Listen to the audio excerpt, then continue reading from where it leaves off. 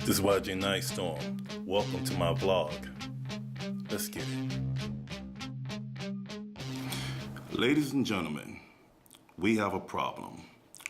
I was reading online yesterday, and I was looking at a story out of Europe, and there are two twins from Belgium who were born deaf, and they were slowly going blind, and they have been suffering all of their lives from debilitating illnesses and just honestly being sick all the time.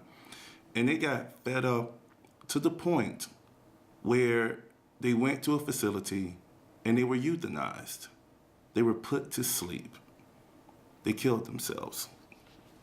And I hope I say their names correctly. This is Mark and Eddie Verbasen. And this is not just a problem in Europe. This is a problem right here also in America. So many of us are killing ourselves. I was also looking at some other numbers just dealing with our armed forces, our brave men and women who serve our country to protect lives, come home. And the reality of not being able to find a job, or from whatever they have gone through while they were in combat, they're dealing with so much post-stress syndrome that they kill themselves. They're suffering from nightmares. They're suffering from everything that has happened to them. And the number is staggering. Just in the year 2012, the number of military suicides has risen. And 349 of our brothers and sisters gave up on life just last year. And this is so crazy that when I talk about suicide in my seminars, I come from personal experience. And I understand what a lot of these people are going through. That's why I don't judge them. Because I myself, in 1996, I tried to commit suicide because of all the bad things that were going on in my life. I honestly got the bright idea to walk into traffic. Now, I caused a major accident, and I am so blessed that no cars hit me. I was not harmed physically. And when the police arrived, they found me just sitting on the sidewalk crying because I had gone through so much in my life, being raped as a kid. And at the time, I was a young man in a marriage that wasn't working out, and I was very unhappy.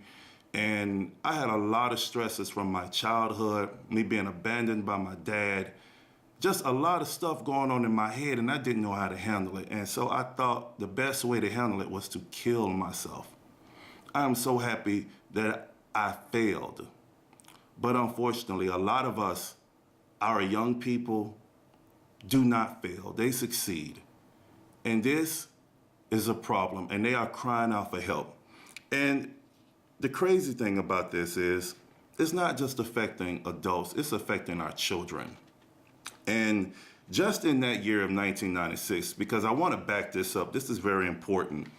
I want to let you guys know that with teen suicide, more teens died from killing themselves that year from birth defects, cancer, stroke, heart disease, flu, lung disease, and AIDS combined.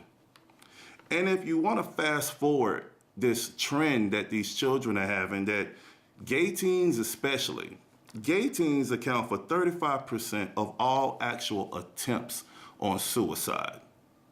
Really.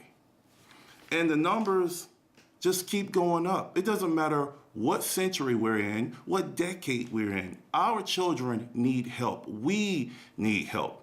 And there's so many stories about kids killing themselves because they're being bullied at school because they're different. They could be gay. They might have come from a different culture. They may be of a different color. It's so many issues why kids are killing themselves.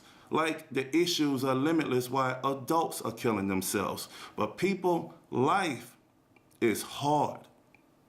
We were not guaranteed to have a great life once we were born. The only thing really, like they say in life, that's guaranteed is taxes and us moving on to the next world. if you believe in that. But I'm going to tell you this. Regardless of how life is, you got to hold on. You got to keep going because you're not thinking about who you're leaving behind.